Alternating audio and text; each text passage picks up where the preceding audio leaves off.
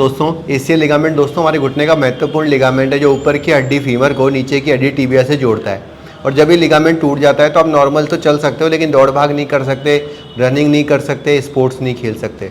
काफ़ी बार लोग इसके लिए चूरन चटनी या तांत्रिक क्रिया इनका सहारा लेते हैं या फिर वो सोचते हैं कि पहलवान के पास जाके मालिश करा लो तो ये लिगामेंट सही हो सकता है। लेकिन दोस्तों ये कनेक्शन है, अगर कोई कनेक्शन टूट गया है तो उसको मालिश से या फिजियोथेरेपी से या चूरन चटनी से या पीआरपी से या टीआरपी या सीआरपी से सही नहीं किया जा सकता।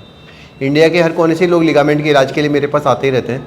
आज भी मेरे साथ एक फाइटर मौजूद है जो बहुत दूर से मेरे पास आए हैं। आइए इनकी स्टोरी आपसे शेयर करूँगा। बेटा कैसे लिगामेंट टूट गया था आपका? सर मैं बैडमिंटन का नेशनल प्लेयर हूँ। बैडमिंटन गेम के बीच में मेरा एंकल ट्विस्ट हुआ था। एंकल ट्विस्ट की वजह से नी पे सडन प्रेशर की वजह से मेरा लिगामेंट टूट गया था। आपको उसके बाद किन दिक्कतों का सामना करना पड़ रहा था? सर पैर में स्टेबिलिटी नहीं थी। वैसे मैंने ट्राई किया था कि एक बार काम चल जाए, बट ये काम चल नहीं पा रहा था बिकॉज डिजीनेस और अनस्टेबिलिटी की वजह से सडन मूवमेंट्स में कभी कभी आपको प्रॉब्लम फेस आउट करनी पड़ेगी।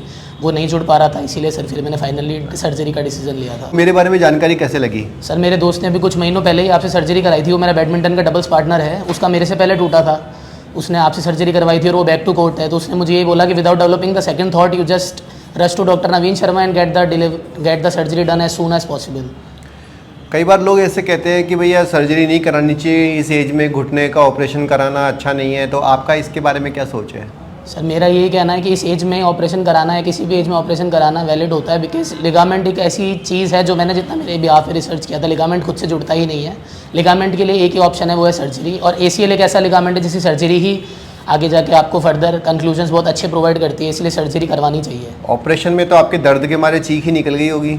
नहीं सर, पता ही नहीं लगा ऑपरेशन कब हो गया। मैं स्टार्टिंग में थोड़ा स्केर्ड था और नर्वस भी था कि पता नहीं आगे जाके क्या होगा बिकॉज ऑपरेशन थिएटर का माहौल कई बार डरा तो देते हैं। एग्जैक्टली सर, थोड़ा सा डरावना होता है। मैं भी सर थोड़ा टाइम के लिए डरा था, बट जैसे नवीन शर्मा ने आके मुझसे बात की और जैसे मुझे समझाया, जैसे इन्होंने मेरे को अपना ग्राफ दिखाया, जैसे इन्होंने मुझे बताया कि मैं ये मटेरियल यूज़ कर रहा हूँ, ये स्क्रूज यूज़ कर रहा हूँ, तो सर वो बहुत सेटिस्फाइड था। और मेरा सर्जरी कब हो गया सर मुझे पता भी नहीं लगा। आपने यहाँ पे बाकी भी स्टेट्स के पेशेंट्स देखे? किस किस जगह के लोग यहाँ पे आए हुए थे? सर बहुत सारे जगह के आए हुए हैं। वेस्ट बंगाल से मैं मिला हूँ, मैं बिहार के लोगों से मिला हूँ, मैं बांग्लादेश के लोगों से मिला हूँ जिन्होंने अपनी सर्जरी हिप रिप्लेसमेंट कराया है, जिन्होंने अपनी शोल्डर डिसलोकेशन कराया है। क्या चीज़ आपको इस अस्पताल की यूएसपीज लग रही है?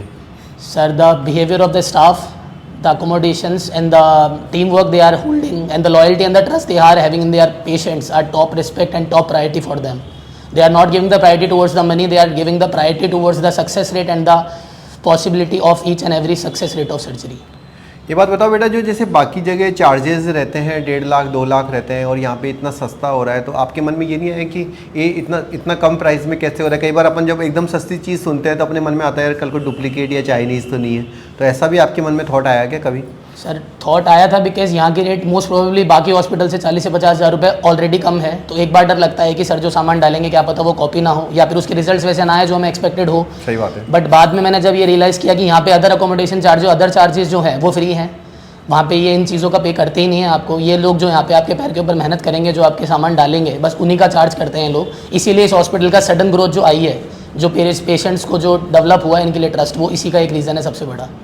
दोस्तों अगर आप लोगों ने भी ये वीडियो देखा है और आप लोग प्लेयर्स हैं, स्पोर्ट्समैन हैं, या तो आप टेनिस खेलते हैं, बैडमिंटन खेलते हैं, कबड्डी खेलते हैं, खो खो खेलते हैं, आपके लिगामेंट टूटा हुआ है, खिलाड़ियों के पास क्या वैसे भी फाइनेंशियली वो ज़्यादा स्ट्रॉन्ग नहीं होते, तो हम सपोर्ट भी करते हैं जितने भी नेशनल इंटरनेशनल लेवल के प्लेयर हैं। अगर आप इस वीडियो को देख रहे हैं और आपके लिगामेंट की चोट है तो आप हमारे पास आ सकते हैं।